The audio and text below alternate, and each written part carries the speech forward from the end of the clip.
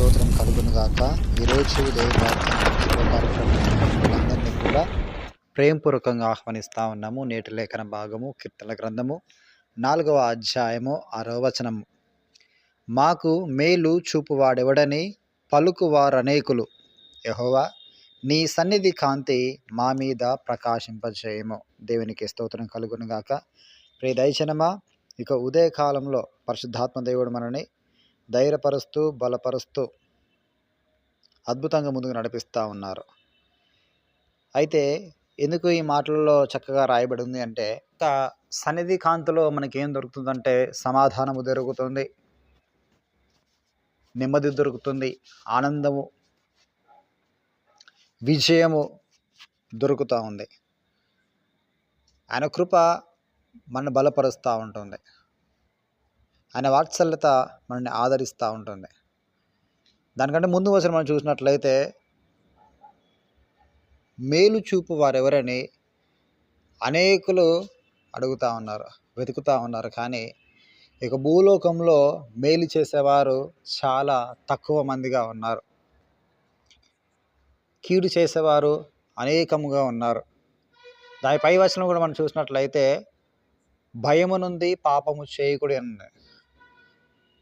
అనగా పాపం చేసేవారు అనేకంగా ఉన్నారు. రెండవదిగా పాపము చేస్తూ కూడా భయపడని వారు అనేకులు ఉన్నారు. దేవునికి భయపడట్లే పాపం చేయడానికి, పాపం చేస్తూనే ప్రార్థన చేస్తూ ఉన్నారు. ఒక దైవజనుడు ఈ రీతిగా చెప్తా ఉన్నాడు, ఆదివారము ప్రార్థనకి వచ్చేటప్పుడు ఎంతో చక్కగా రెడీ అయిపోయి సిద్ధపాటు కలిగి ప్రార్థనకు వస్తాము. కానీ ప్రార్థన కంటే ముందున్నటువంటి 6 దినములు కూడా ఎంత దుర్భరమైనటువంటి బ్రతుకును మనం బ్రతికి ఉన్నాము. అబద్ధములు, కుండాలు,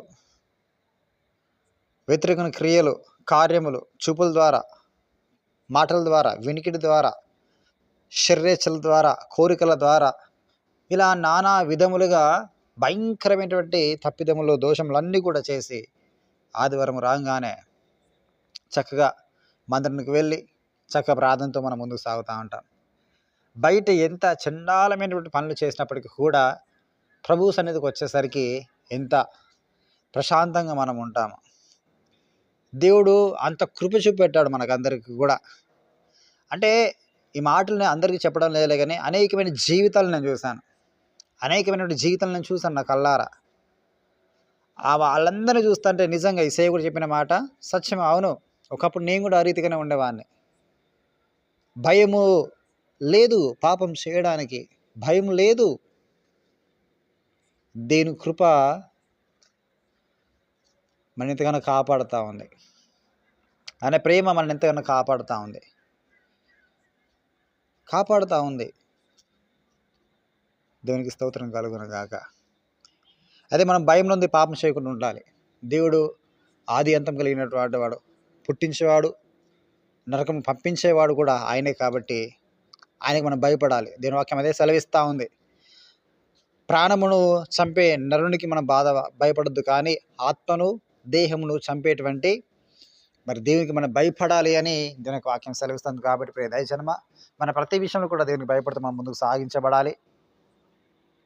దేని కొరకంటే మనకు మేలు చూపేవాడు ఆయన. అపొస్తలుల కార్యములు చక్కగా సెలవిస్తూ ఉన్నది. అదేవిధంగా నజరుడైనటువంటి యేసు క్రీస్తు ప్రభు వారు అనేకులకు బాధింపబడిన వారందరినీ కూడా, రోగులను, చాంద్ర రోగులను, నానా విధమైనటువంటి దయ్యములు పట్టినటువంటి వారిని, రోగులందరినీ కూడా ఆయన స్వస్థపరచుచు మేలు చేయుచు సంచరించుచుండెను అన్నట్టుగా స్పష్టంగా రాయబడింది. మన ప్రభువైనటువంటి యేసు క్రీస్తు వారు మేలు చేయుచు సంచరిస్తూ ఉన్నారు అన్నట్టు. ఇక్కడనేమో మేలు చేయవారు ఎవరు కూడా మాకు లేరే అని వెతుకుతూ ఉన్నారు. కానీ ప్రభువేమో తిరుగుతూ ఉన్నాడు. వీళ్ళేమో వెతుకుతూ ఉన్నారు. మరి వీళ్ళకి దొరకలేదా అంటే దొరికాడు. కానీ వీళ్ళు ప్రభు ఎందు ఏమి ఉన్నట్లా అంటే భయభక్తులు కలిగి ఉండట్లేదు అన్నట్టు. నీతియుక్తమైన బలులు అర్పించడం లేదు.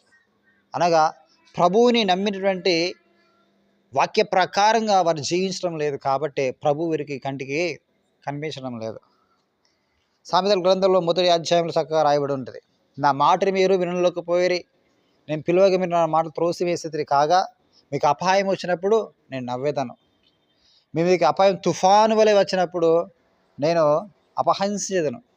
ఇంత భయంకరంగా ఉన్నాయమ్మ మాటలన్నీ కూడా. ఎందుకు ఈ రీతిగా పలుకుతా ఉన్నాడంటే, దేవుడు మనకి ఏదైతే వాక్య ప్రకారం బ్రతకమని చెప్తా ఉన్నాడో ఆ ప్రకారం కాక మనకు నచ్చినటువంటి మార్గంలో మనం వెళ్తా ఉన్నాం. దేవుడు పదే పదే మనకు హెచ్చరించిన మాటలు తెలియజేసినా కూడా ఏం చేస్తామంటే, ఇది నాది కాదు, నాకు కాదు అనుకొని శరీరేచ్ఛల్లో బ్రతుకుతా ఉన్నాం, లోకేచ్ఛలో బ్రతుకుతా ఉన్నాం.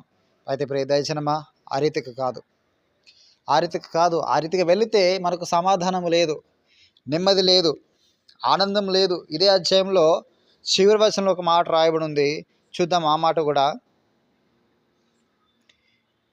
వారి ధాన్య ద్రాక్షారసములు విస్తరించిన నాటి సంతోషము కంటే అధికమైన సంతోషము నీవు నా హృదయంలో పుట్టించితివి యెహోవా. నెమ్మదితో పండుకొని నిద్రపోదును, నేను ఒంటరిగా నిండినను నీవి నన్ను సురక్షితంగా నివసింపచేయుదువు. ఈ మాట నాకు చదువుతుంటే నాకు అద్భుతంగా అసలు సంతోషం అనిపించింది. ఇదే మాట మనము ఇంకొక పదాలు మనం చూసినట్లయితే, కలకాలం నిలిచి ఉండేటువంటి నిజమైన ఆనందము సంపదల వల్లను కలిమి వల్లను రాదు, అది హృదయంలో దేవుడు జరిగించే ఒక అద్భుతమైనటువంటి పని. గొప్ప కష్టాలలో కూడా శాంతి, సమాధానము, సంతోషములను ఎవరు అనుభవిస్తారంటే విశ్వాసి ఒక్కడు మాత్రమే అనుభవించగలుగుతాడు. దేవునికి మహిమ కలుగును గాక. ఇది ఎవరి ద్వారా వస్తుంది అంటే, దేవుని యందు విశ్వాసం ఉంచి ఆయన వాక్య ప్రకారంగా నడిచేటువంటి వారి జీవితాలలో, వారి హృదయాలలో ప్రభు నాటినట్లుగా, ప్రభు స్థాపించినట్లుగా చూస్తా ఉన్నాం. దేనికి మహిమ కలుగును గాక. హల్లెలూయా.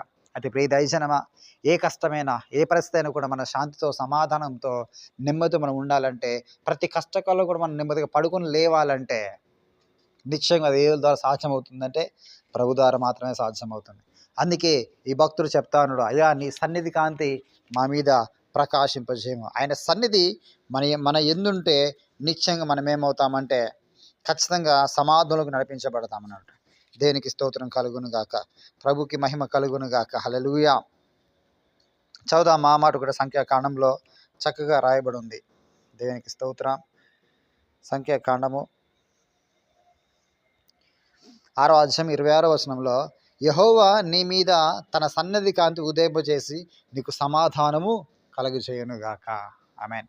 మనకు సమాధానం ఉంటే ఏం కలుగుతుందంటే ప్రశాంతమైన ఒక మంచి నిద్ర మనము తీసుకోగలుగుతాం. గడిచిన వారంలో ఇంకొక వాక్యం కూడా నేను విన్నాను. అక్కడ మాట ఏం రాయబడిందంటే, ఈ లోకమంతా కూడా నువ్వు సంపాదించుకొని నీ ప్రాణం నువ్వు పోగొట్టుకుంటే నీకేమి ప్రయోజనకరము అని. అవును, ఈ లోకమంతా మనం సంపాదించుకున్న తర్వాత మన ప్రాణమే లేకపోతే దాని విషయంలో మన సమాధానం ఉన్నదా? సమాధానం ఉండదు అసలుకే. కానీ ఎక్కడ మనకు సమాధానం ఉన్నదంటే, ఏమున్నా లేకపోయినా కూడా దేవుని యొక్క సన్నిధి కాంతిలో మనకు సమాధానం ఉంది. దేనికి మహిమ కలుగును గాక. దైవజనమా, ఈరోజు నీకు కుటుంబంలో, నీకు హృదయంలో సమాధానం కనుక నువ్వు కోల్పోతున్నట్లయితే, ఇదిగో నీకు మేలు చేసేటువంటి ఈ విషయం నేను తెలియజేయబడతా ఉంది. అది ఏంటంటే, మనం భయపడాలి పాపం చేయడానికి, దేవుని నిష్ఠాగరిష్టలుగా ఉండడానికి మనము భయపడాలి, వాక్య ప్రకారం జీవించడానికి భయపడాలి, ఆయనతో సహవాసం కలిగి ఉండడానికి మనం భయపడాలి. నిత్యం ఆయన వెతుకుతూ ఉన్నప్పుడు నిశ్చయంగా ఆయన సన్నిధి కాంతి నీ మీద ప్రకాశింపజేసి నీకుండేటువంటి భయం అన్నింటిలో నుంచి కూడా, నీకుండేటువంటి కష్ట పరిస్థితులన్నింటిలో నుంచి కూడా, నీకుండే వేదన, బాధ, ప్రతి పరిస్థితుల నుంచి కూడా ఆయన ఏం చేస్తారంటే ఆయన సన్నిధి కాంతి నీ మీద ప్రకాశింపజేసి నీకు సమాధానమును అనుగ్రహిస్తాడు. దీనికి మహిమ కలుగును గాక. ఆ సమయంలో నీ మీద 10,000 మంది దండెత్తి వచ్చిన, నీ కలిగిన సమస్తం నష్టమైపోతున్నాడు కూడా, నీ హృదయం అసలుకే కదలదు, స్థిరంగా నిలబడదు. దీనికి మహిమ కలుగును గాక. యెరూషలేము చుట్టూ ప్రాకారములు ఉన్నట్టు ప్రభువుని చుట్టూ ఒక ప్రాకారం వలె ఉంటాడు. దేనికి మహిమ కలుగును గాక. ప్రియదైవజనమా, ఎంత అద్భుతమైనటువంటి మాటలు మనకు తెలియజేస్తా ఉన్నాడు. గడిచిన వారం అంతా ఏ రీతిగా ఉన్నాం మనము, ఈరోజు ఏ రీతిగా ఉంటున్నాము? ఈరోజు ఉన్నదే స్థిరంగా ఉండాలి మన జీవితాలలో. 6 దినములు మాయ వంటి జీవితంగా ఉండకూడదు. ఈరోజు ఉండేటిదే స్థిరమైన జీవితంగా మన జీవితం మార్చివేయబడాలి.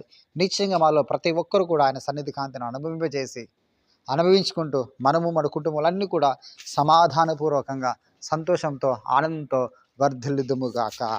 ఆమెన్. దీని మాటలు దేవుడు దీవించి ఆశీర్వదించును గాక. ప్రార్థన చేద్దాం. స్తోత్రం ప్రభువా, పరిశుద్ధుడా, నీకు వందములు తండ్రి. అయా ఉదయకాల సమయంలో సూటిగా స్పష్టంగా మాట్లాడో ప్రభు, నీకు వందములు తండ్రి. ఈ మాటలన్నీ కూడా మాకు హృదయంలో ఫలింపు దయచేయండి తండ్రి. నీరు కట్టండి, రాటండి తండ్రి. వాక్య ప్రకారం జీవించడానికి సహాయం దయచేయండి ప్రభు. నీ సన్నిధి కాంతి ప్రభు మాపై ప్రకాశింపబడాలి ప్రభు. ఎందుకంటే నా తండ్రి అవును తండ్రి, మేము బాధల్లో ఉన్నాం ప్రభు, ఇరుకుల్లో ఉన్నాము, ఇబ్బందుల్లో ఉన్నాం, టెన్షన్లో మేము ఉన్నాము. కానీ ప్రభు నిద్ర పట్టట్లేదయ్యా, నెమ్మది లేకుంటున్నాం ప్రభు. కానీ నీ దాసుని తర్వాత మాటలో ప్రభు మేము ప్రశాంతంగా పడుకొని లేవాలంటే ప్రభు కష్టాల్లో, ఇరుకుల్లో, ఇబ్బందులు, వేదన పరిస్థితుల్లో కూడా నా తండ్రి మేము సమాధానపూర్వకంగా ఉండాలంటే ప్రభు నీ సన్నిధి కాంతి మాపై ప్రకాశింపబడాలని నీ వాక్యం సెలవిచ్చింది ప్రభు. మేలు చేసేవారు కూడా మేము ఎదురు చూస్తూ ఉన్నాము. కానీ ప్రభు మా యుద్ధం మిమ్మల్ని పెట్టుకొని ప్రభు నువ్వు మా కొరకు వెతుకుతూ సంచారం చేస్తున్నప్పుడు కూడా నా తండ్రి నిన్ను విడిచి ప్రభు మేము లోక వైపు తిరిగాం ప్రభు. ఆ తప్పిదలను క్షమించండి తండ్రి, ఆ తప్పిదలను మన్నించండి ప్రభువ. ఇక పయనించాలి నా తండ్రి, నమ్మకం నీకు జీవిస్తూ సహాయం తెచ్చండి, వాక్యం బ్రతుకుటకు సహాయం తెచ్చండి. నీ వాక్యం తన ప్రతి దీవెన ప్రతి ఆశీర్వాదం మేము మా కుటుంబం పొందుకుటకు, దాన్ని మేము స్వతంత్రించుకు, దాన్ని మేము అనుభవించటకు నీ కృప ఎత్తిపెట్టినందుకే వందనాలు ప్రభు. అని ఎంతమంది ప్రార్థన చేస్తున్నారు ప్రభు. ప్రతి బిడ్డను మీరు దీవించండి, ఆశీర్వదించండి ప్రభు. గొప్ప మేల్చేది తృప్తిపరిచి వారి కుటుంబంలో ఆర్థికమైన సంక్షోభాలు తొలగించండి తండ్రి. ఆరోగ్యపర పరిస్థితులు తొలగించండి ప్రభు. ఆయుష్ను ఆరోగ్యం పెంపొందించండి ప్రభు. బలపు శక్తిని దయచేయండి ప్రభు. చేసే వ్యాపారాలు ప్రభు, వాహనాలపై నీ అభిషేకం ఉంచని ప్రభా, రక్షణలు నడిపించండి, విశ్వాసాలు బలపరచని ప్రభా, సంతానం బ్లెజ్జని ప్రభా, ఆయుష్ ఆరోగ్య పొడిగింపని తెలివి బుద్ధి జ్ఞానం దయచని ప్రభా, శత్రుల మిత్రులుగా మార్చిన ప్రభా, ఇతరులన్నీ కూడా నా తన అనుభవపరిచి మహిమ మీరు మాత్రం పొందగలను ఆరోపిస్తూ సర్వశక్తుడైనటువంటి యేసుక్రీస్తు వారి పేరట అడిగి వేడుకుంటున్నాము పరమ తండ్రి. Amen, amen, amen. God bless you. దీని అందరికీ కూడా దీవించి ఆశీర్వదించును గాక.